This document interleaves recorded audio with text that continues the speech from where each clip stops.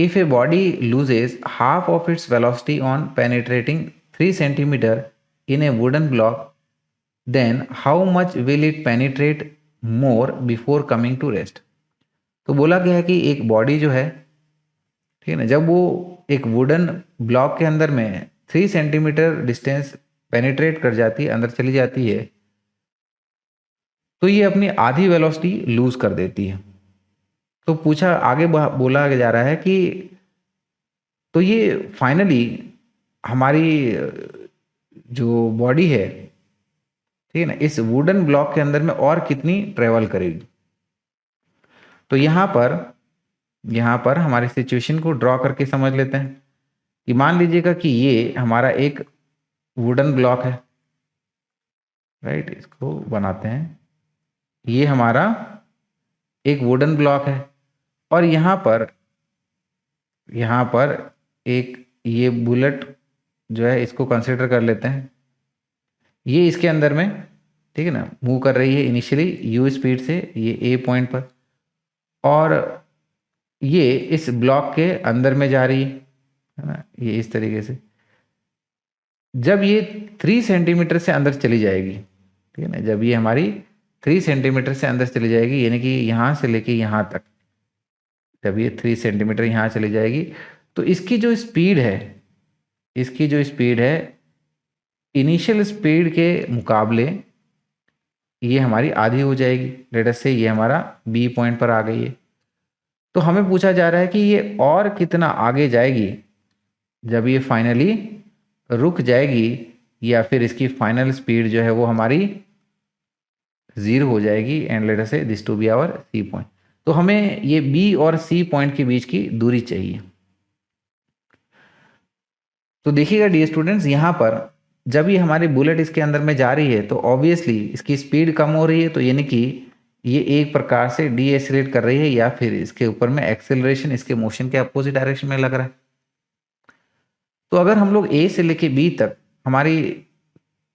Third equation of motion apply करें, तो हम लोग ए से लेके बी तक, या फिर ये वुडन ब्लॉक इस ऑब्जेक्ट के ऊपर में कितना एक्सेलरेशन लगा रही होगी वो हम लोग निकाल पाएंगे, ताकि फिर वापस से बी से लेके सी तक अगर हमारी third equation of motion apply करें तो हम लोग बी से लेके सी तक की दूरी को कैलकुलेट कर पाए। So here we can say कि v square is equal to u square, acceleration हमारा मोशन के अपोजिट डायरेक्शन में, तो ये बोल लेंगे -2as जब हमने इसको ए से बी तक अप्लाई किया है। -2as को लेफ्ट की तरफ ले लूँ तो ये हो जाएगा हमारे पास में 2as is equal to initial speed u square minus final speed हमारी इनिशियल की हाफ हो गई है, सो दिस इज u/2 का स्क्वायर, और we can say it is u square minus इसका स्क्वायर कर रहे हैं तो ये u²/4, एलसीएम ले लो, है ना, तो ये आ जाएगा 4u² माइनस u², यानी कि 3u² डिवाइडेड विथ 4। एस यानी कि डिस्टेंस ट्रेवल, ये हमारा 3 सेंटीमीटर हमें बताया गया है, तो इसको पुट कर लें। So we can say it is 2a into 3 is equal to this 3u²/4। दोनों साइड से ये 3 से 3 को कैंसिल आउट करें, यानी कि यहाँ से हम लोग कह सकते हैं कि जो एक्सेलरेशन डीएक्सेलरेशन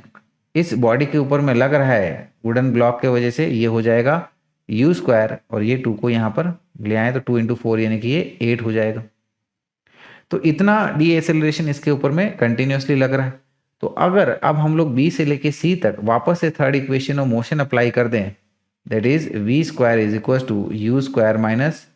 2as, लेकिन अब हम लोग बी से लेके सी तक अप्लाई करेंगे तो फाइनली इसकी स्पीड ये हमारी 0 हो गई है, ये हमें बता रखिए। तो फाइनल स्पीड हमारी 0 है, बी यानी कि इनिशियल स्पीड ये हमारी u/2 है, यहाँ पर दिस इज u/2 इसका स्क्वायर माइनस 2 इंटू एक्सेलरेशन कितना है, this is u²/8 into S, ठीक है ना, ये एस यानी कि बी से लेके सी तक की दूरी ये हमें कैलकुलेट करना है। तो यहाँ पर ये नेगेटिव वाला टर्म इसको लेफ्ट की तरफ ले लो, तो ये हो जाएगा हमारे पास में u², ये देखिएगा ये 8 2 से 4 टाइम्स चला जाएगा, यानी कि ये हो गया हमारे पास में u²/4s is equal to u² by 4 और ये हमारा यहाँ पर यू स्क्वायर बाई 4 से यू स्क्वायर बाई 4 चला गया, यानी कि